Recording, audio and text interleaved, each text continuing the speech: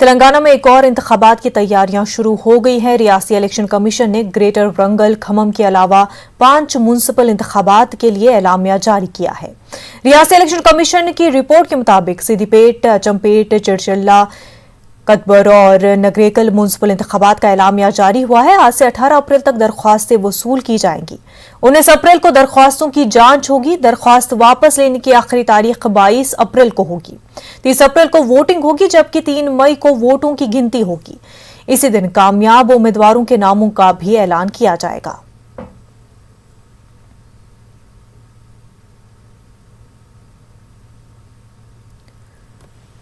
तेलंगाना में corona virus के 3,307 नए केसेस दर्ज हुए हैं। पिछले 24 घंटों के दौरान रियासत भर में 1,06,627 अफराद का कोरोना टेस्ट किया गया है, जिसमें से 3,307 अफराद कोरोना से मुतासिर पाए गए। महकमे सेहत की रिपोर्ट के मुताबिक कल एक ही दिन में 8 मरीजों की मौत हो चुकी है। रियासत में 27,861 एक्टिव केसेस है, जिसमें से 18,000 अफराद होम क्वारंटीन है। ग्रेटर हैदराबाद के हुदूद में कोरोना के 446 नए केसेस दर्ज हुए हैं। हैदराबाद की तारीखी मक्का मस्जिद में हुकूमत के रहनुमायाना खतूत पर अमल करते हुए नमाज अदा की जा रही है। मस्जिद के बाहर बाज़ाब्ता बैनर लगाया गया है। मस्जिद इंतजामिया भी बगैर मास्क के मस्जिद में दाखिले पर पाबंदी आयद कर दी है।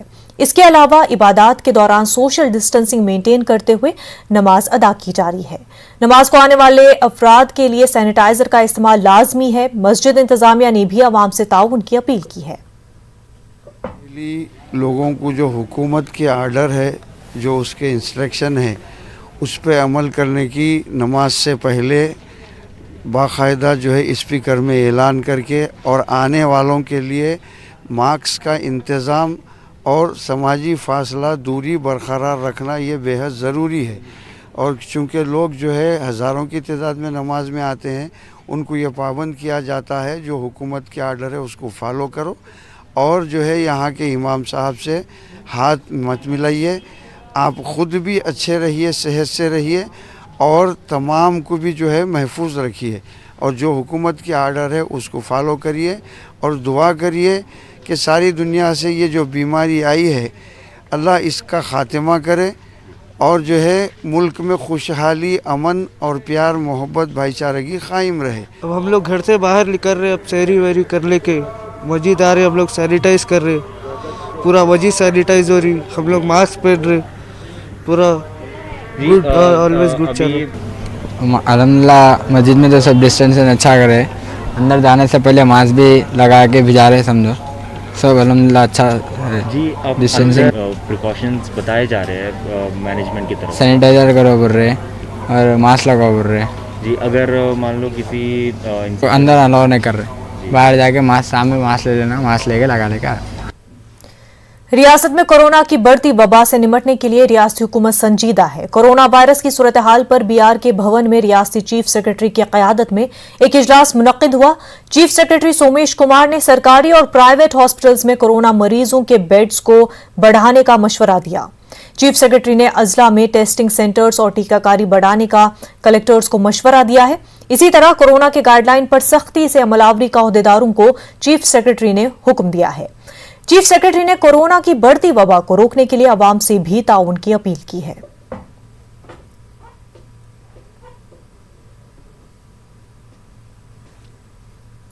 वाइस शर्मिला ने बेरोजगारों की ताईद में हैदराबाद के इंदिरा पार्क पर एक रोजा धरना दिया। वाइस शर्मिला की हड़ताल को अवाम की ताईद हासिल रही। इस दौरान शर्मिला ने अपने खिताब के दौरान वज़ीर-ए-आला केसीआर पर कड़ी तनकीद की। उन्होंने कहा कि टीआरएस पार्टी ने इंतखाबात के मौके पर जो वादा किया था वो आज तक पूरा नहीं हुआ है। शर्मिला ने मुख्तलिफ महकमों में खाली आसामियों की भर्ती का टीआरएस हुकूमत से मुतालबा किया है। बसूरत दीगर रियासत भर में हड़ताल करने की धमकी दी।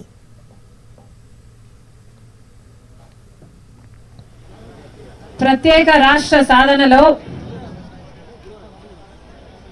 ముందు వరుసలో ఉండి అన్ని త్యాగం చేసి పోరాటం చేసిన వారు విద్యార్థులు, యువకులు.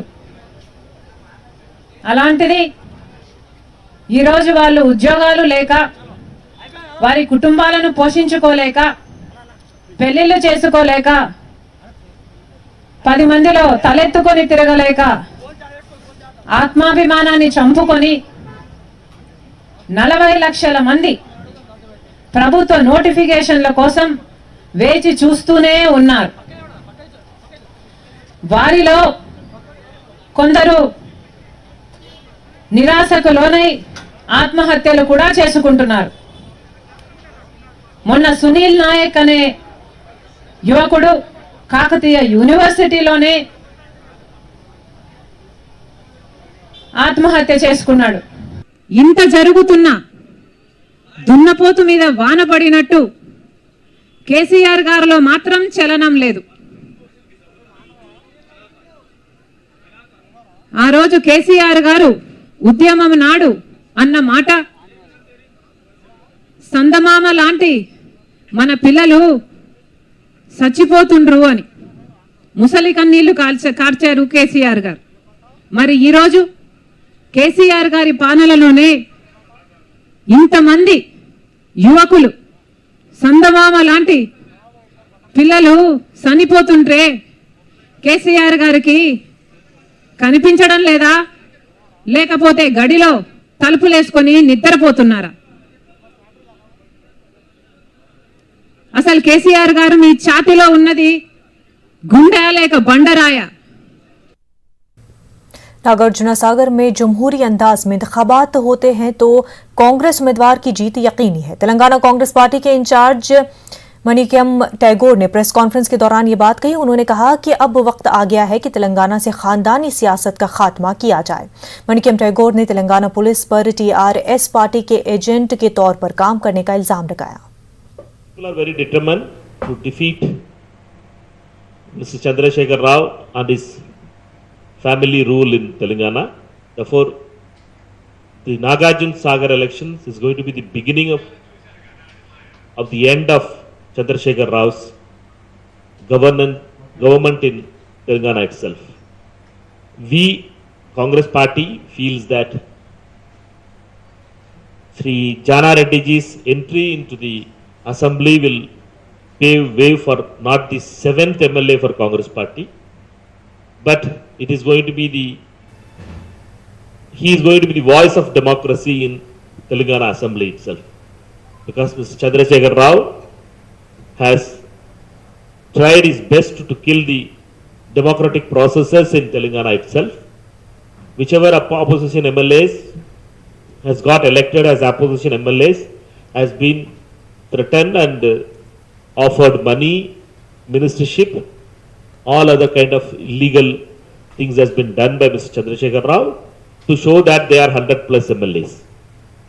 This undemocratic thing and the way the assembly's functioning has been reduced, where assembly has become just a place where few days it meets and people's voice are not heard.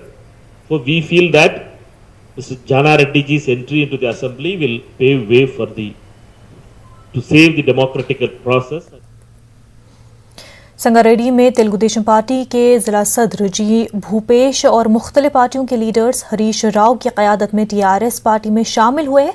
Harish Rao ने मुख्तलिफ पार्टियों के लीडरों और कारकुनों को TRS का खंडवा पहनाकर party में इस्तकबाल किया। इस दौरान उन्होंने मरकज की बीजेपी हुकूमत पर कड़ी तनकीद की।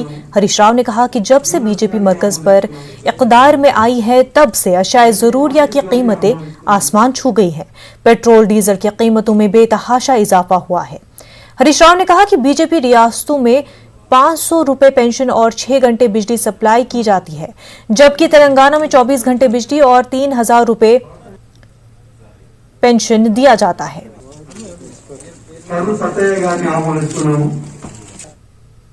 हैदराबाद के मजाफाती इलाके आउटर रिंग रोड अप्पा जंक्शन पर एक कंटेनर में भयानक आग लग गई, जिसकी वजह से कंटेनर में मौजूद ड्राइवर और क्लीनर की मौके पर ही मौत हो गई। आंध्र प्रदेश से ताल्लुक रखने वाला कंटेनर गचिबौली की तरफ जा रहा था। इस दौरान कंटेनर ने सामने वाली गाड़ी को टक्कर मारी, जिसके बाद कंटेनर में अचानक आग भड़क उठी। राजेंद्र नगर पुलिस ने केस दर्ज करते हुए तहकीकात शुरू की है।